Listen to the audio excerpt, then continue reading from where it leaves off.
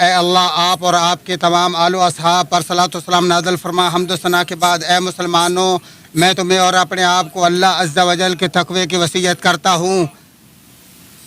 جو اللہ سے ڈر گیا اللہ اس کو بچا لیتا ہے، اور بدبخت وہی ہوتا ہے جو اللہ کا نافرمانی کرتا ہے۔ اے اللہ کے بندو، انسان کے لیے صحت مند جسم اور عافیت دنیا کی تمام تر نعمتوں سے عظیم ترین نعمت ہے، اور ایک ایسی نعمت ہے جس کا دنیا کی کوئی لذیذ سے لذیذ اور عظیم سے عظیم تر نعمت بھی مقابلہ نہیں کر سکتی۔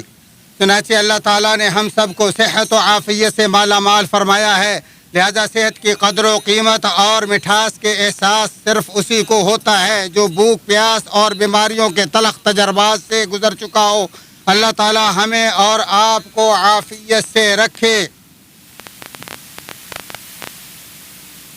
آپ صلی اللہ علیہ وآلہ وسلم نے فرمایا، دو ایسی عظیم نعمتیں ہیں جن کے بارے میں بہت سے لوگ دھوکے کا شکار ہیں، ایک صحت و عافیت اور دوسری فارغ البالی۔ بخاری شریف۔ برادران اسلام، جو نعمتوں کی بحالی کی صورت میں ان کی قدر و قیمت کو محسوس کرے اور پہچانے اور ان کا حق شکریہ ادا کرے، وہی حقیقی سعادت مند اور بڑی قسمت والا ہے۔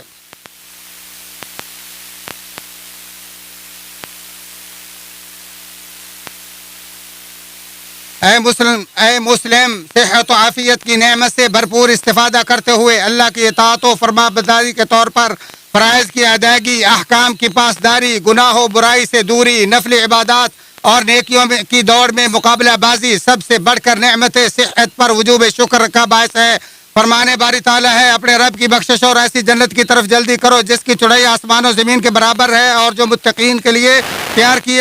گئی ہے۔ اور آپ صلی اللہ علیہ وسلم نے فرمایا، 7 چیزوں سے پہلے نیک عمل کرنے میں جلدی کرو: بیگانہ کر دینے والی محتاجی، سرکش بنا دینے والی تونگری، برباد کر دینے والی بیماری، مخبوط الحواس کر دینے والی پیری، بالکل تیار اور جلد آ جانے والی موت، یا اس دجال سے پہلے جس کا انتظار سب سے بری پوشیدہ چیز کا انتظار ہے، یا اس قیامت سے پہلے جو انتہائی سخت و تلخ ہے۔ اسے ترمذی نے روایت کیا اور کہا یہ حدیث صحیح ہے، حدیث حسن ہے۔ برادران اسلام، مسلمان جب تک اللہ کی اطاعت و فرما برداری پر سچا اور مخلص رہتا ہے تب تک وہ بہرحال بہت زیادہ اجر و ثواب اور خیر عظیم سے سرشار رہتا ہے۔ جس شخص نے بیماری میں مبتلا ہونے پر صبر کیا اور اجر و ثواب کی امید رکھی، اس کے گناہ صاف اور درجات بلند ہو جاتے ہیں۔ فرمانے باری تعالیٰ، ہم کسی نہ کسی طرح تمہیں ضرور آزمائیں گے، دشمن کے ڈر سے، بھوک پیاس سے، مال و جان اور پھلوں کی کمی سے، اور ان صبر کرنے والوں کو خوشخبری سنا دیجئے جنہیں جب کوئی مصیبت آتی ہے تو وہ کہہ دیا کرتے ہیں ہم تو خود اللہ کی ملکیت اور اسی کی طرف لوٹنے والے ہیں، اور انہیں پر اللہ کی نوازشیں اور رحمتیں نازل ہوتی ہیں، یہی لوگ ہدایت یافتہ ہیں۔ اور آپ صلی اللہ علیہ وسلم نے فرمایا، کوئی مسلمان ایسا نہیں جو کسی بیماری وغیرہ کے صدمے سے دوچار ہو مگر اللہ تعالیٰ اس کے گناہوں کو اسی طرح جھاڑ دیتا ہے جس طرح درخت کے پتے جھڑ دیتے ہیں۔ مسلم شریف۔ اور آپ صلی اللہ علیہ وسلم ایک دفعہ ام صاحب کے پاس تشریف لائے اور پوچھا، اے ام صاحب، تجھے کیا ہوا، کانپ رہی ہو؟ اس نے جواباً کہا، بخار ہے، اللہ اس کا ستیہ ناش کرے۔ تو آپ صلی اللہ علیہ وآلہ وسلم نے فرمایا، بخار کو برا بھلا مت کہو، کیونکہ اس سے بنی نوع انسان کی خطائیں اسی طرح صاف ہو جاتی ہیں جس طرح بٹی لوہے کے زنگ کو دور کر دیتی ہے۔ مسلم شریف۔ اور یہ اللہ کا احسان عظیم ہے کہ وہ بیمار بندے کا وہی اجر و ثواب جاری رکھتا ہے جو عمل وہ بحالت تندرستی میں کرتا رہتا تھا، جیسا کہ صحیح بخاری میں وارد ہے کہ نبی اکرم صلی اللہ علیہ وآلہ وسلم نے فرمایا، جب بندہ بیمار ہو جائے یا سفر میں ہو، اللہ تعالیٰ اس کے عمل کا اجر و ثواب وہی لکھتا ہے جو وہ بحالت صحت و حضر کرتا تھا۔ تو اے وہ شخص جو بیمار ہو، جان لو کہ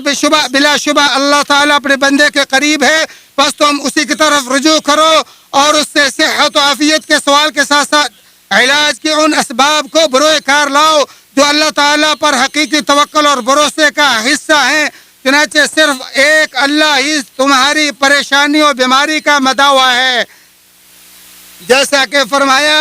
جب میں بیمار ہوتا ہوں تو صرف وہی مجھے شفا دیتا ہے، سو اللہ کے فضل و مہربانی اور اس کی شافی اور کافی ہونے پر یقین کامل رکھو، اور جان لو کہ بلا شبہ مشکل کے ساتھ آسانی ہے، بے شک مشکل کے ساتھ آسانی، اس پر اکتفا کرتے ہوئے اللہ عظیم سے ہر گناہ کی بخشش مانگتا ہوں، تو تم بھی میرے اور اپنے تمام مسلمانوں کے لیے اللہ سے بخشش طلب کرو، وہی غفور الرحیم ہے۔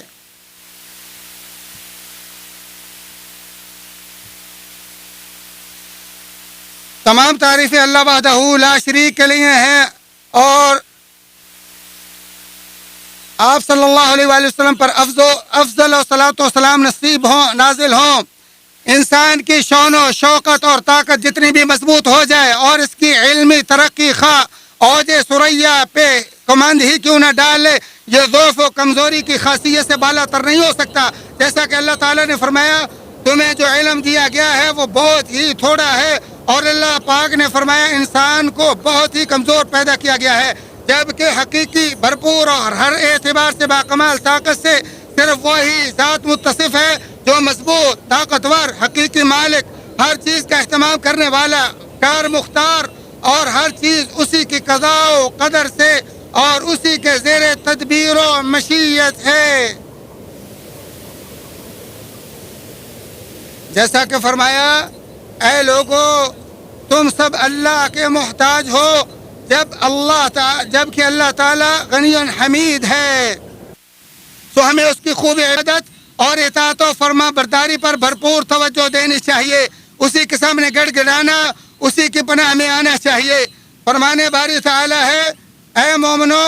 تم سب کے سب اللہ تعالیٰ کی طرف رجوع کرو تاکہ تم کامیاب ہو جاؤ۔ بلا شبہ اللہ تعالیٰ نے ہمیں ایک ایسے امر عظیم کا حکم دیا ہے جو ہمارے نفسوں کی پاکیزگی اور اصلاح کا اول ہے۔ خبردار وہ ہے نبی مکرم صلی اللہ علیہ وآلہ وسلم بکثرت درود و